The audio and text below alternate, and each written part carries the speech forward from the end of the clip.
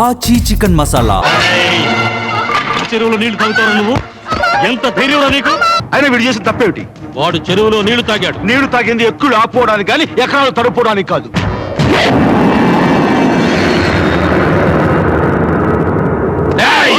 ఈ పౌరుషాలు ఇక్కడ కాదురా, రేపు పందాల్లో చూపించండి.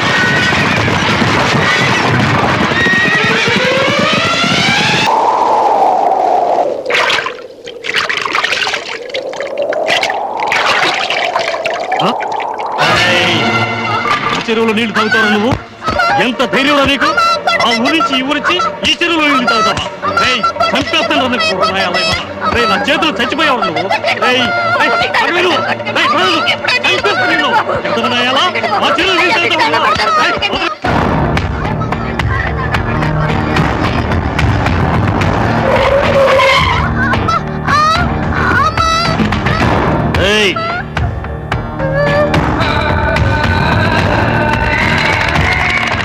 ఏంట్రా రాములు, ఏంటా గొడవ?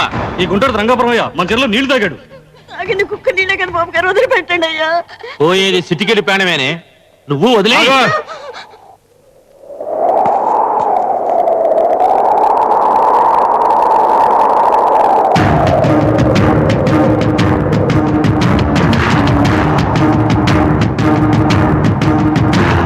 ప్రాణాలు తీయడానికి ఇది రాత్రియోగం కాదు.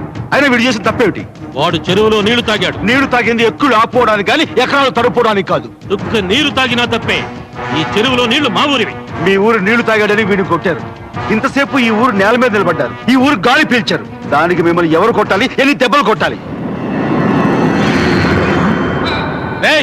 ఏంట్రా మీటింగ్ చెప్తుంటే ఇంకా చూస్తున్నారు?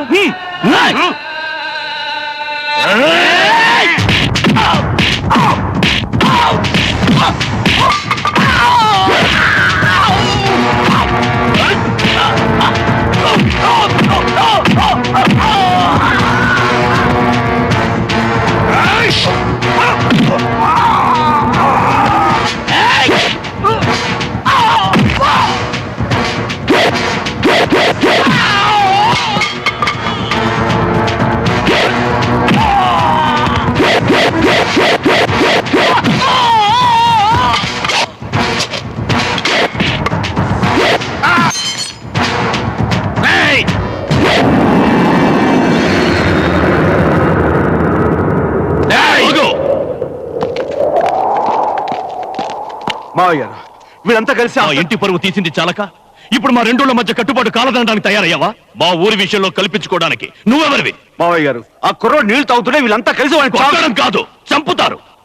అడిగే హక్కు ఈ ఊళ్ళో ఎవ్వరికీ లేదు. ఎప్పుడో పెద్దోళ్ళు మొదలెట్టిన గుర్ర పందాలు ఇంకా ఎందుకు బాబు వాటితో మా ప్రాణాలు తీస్తారు? ఇకనైనా ఈ పందాలు ఆపణ బాబు. 2 సార్లు వరుసగా ఓడిపోయారు.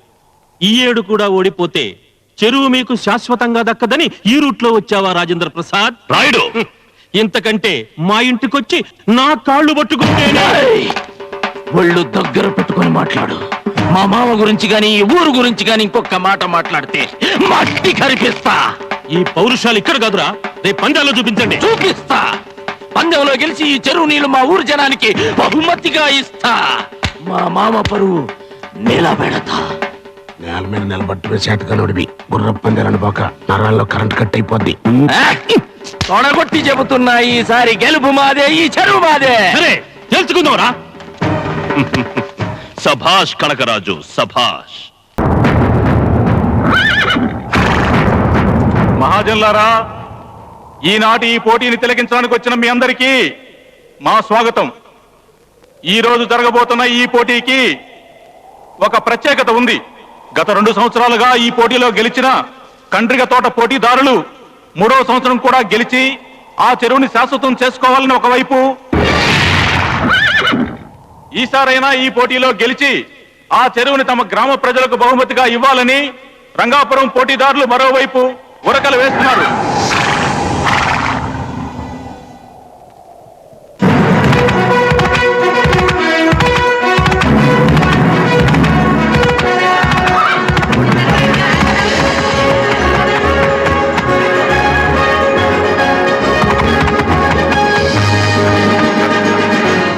ఆడవాళ్ళ రికమెండేషన్ తో ఆశీర్వదించి పంపించారు.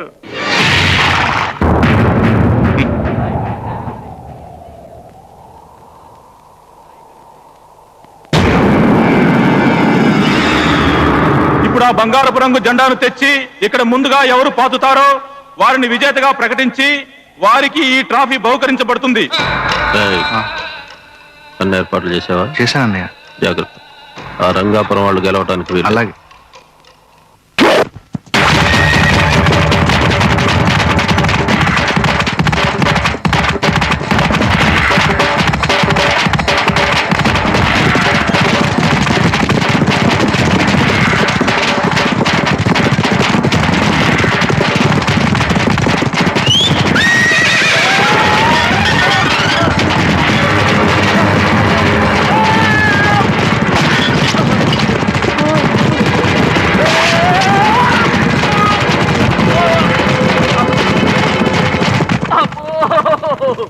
వీడికి ఏ లెవెల్ నేర్పాడు రా నాయను.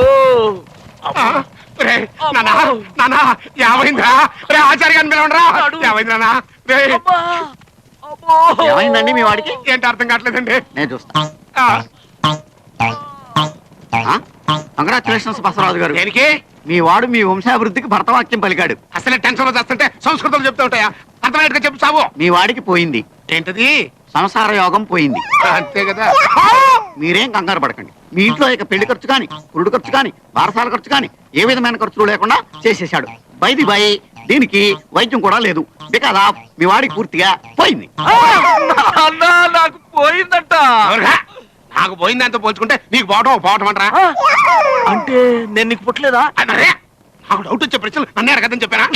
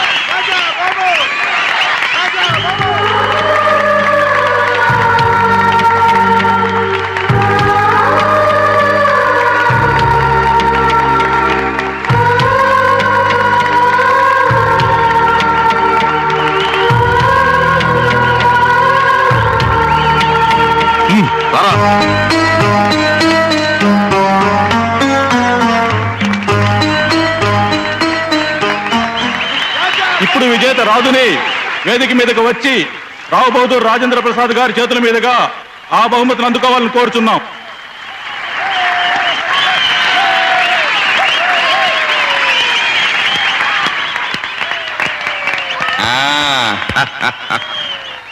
ఎవరా?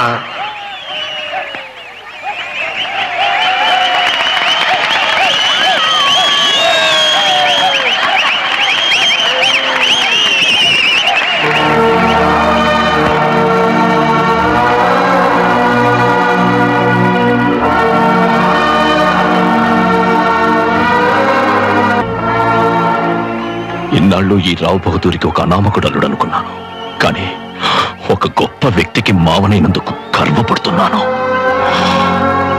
4 గోడల మధ్య నేను చేసిన తప్పుని నలుగురిలో దిద్దుకుంటాను.